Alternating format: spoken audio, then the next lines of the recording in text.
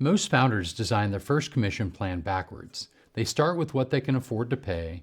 They build the plan around that number. The problem is the rep does not care what you can afford. The rep cares whether the plan is fair, whether the quota is achievable, whether the upside is actually worth leaving a stable job for. A commission plan designed around your budget will do one of two things. It will attract the wrong rep, someone who cannot get a better offer, or it will drive away the right rep, someone who does the math, shakes your hand, and takes the next interview.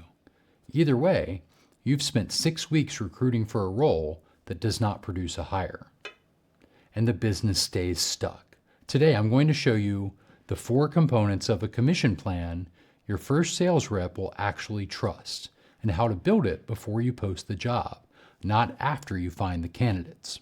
4 components. Part 1. Base salary. Set it at market, not below. The base salary is the first signal a candidate gets about what kind of company they're walking into. Too low, and they assume the variable pay will not materialize either. So before you set a number, get clear on who you are hiring. Your first sales rep is not a prospector.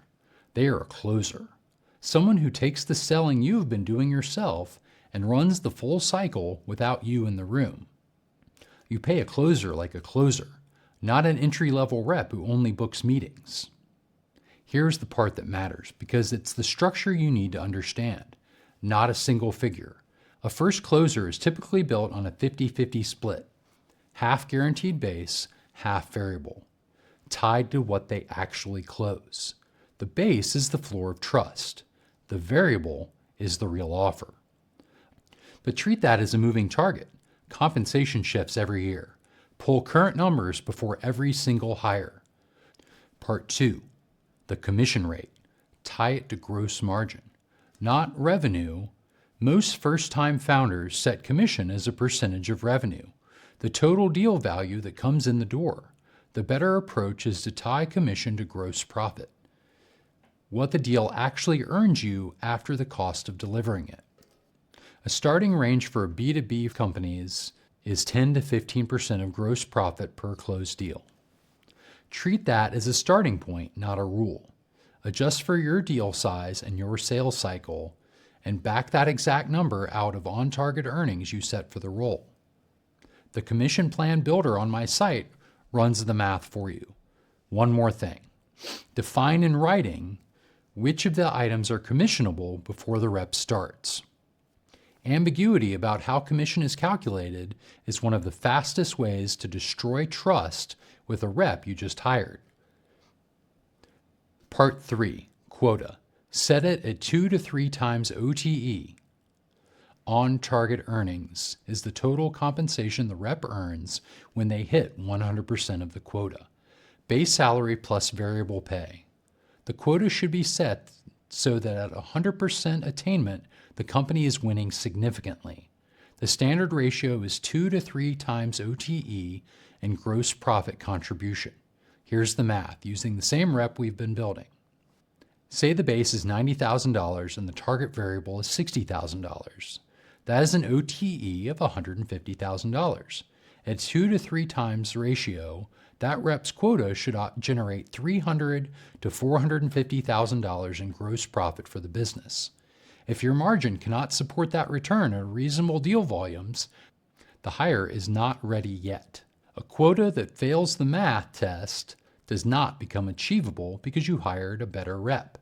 It just means the next rep also fails and leaves. The quota is a product of your business model, not your ambition. Present the quota to the candidates with the math visible. Show them average deal size, expected close rate, and the number of deals the quota requires.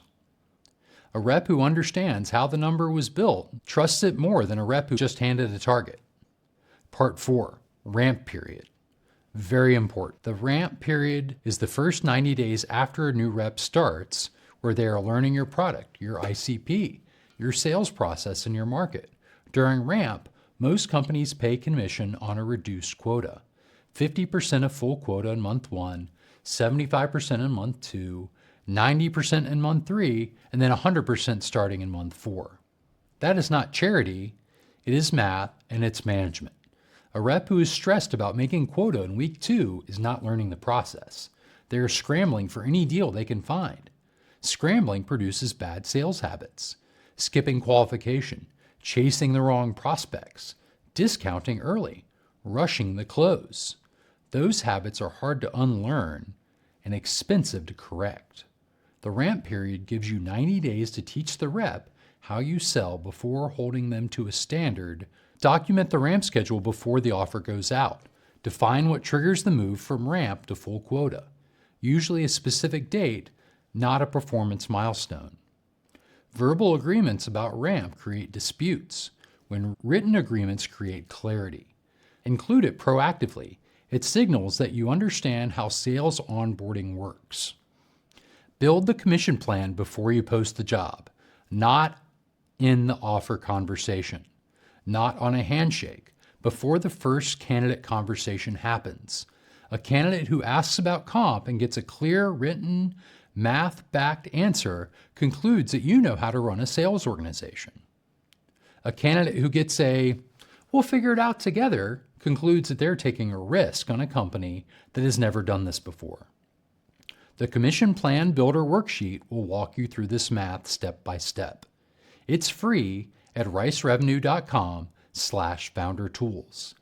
Download it before you write the job description. In the next video, I'm going to show you the 5 signs that tell you your sales process is broken before a deal tells you first.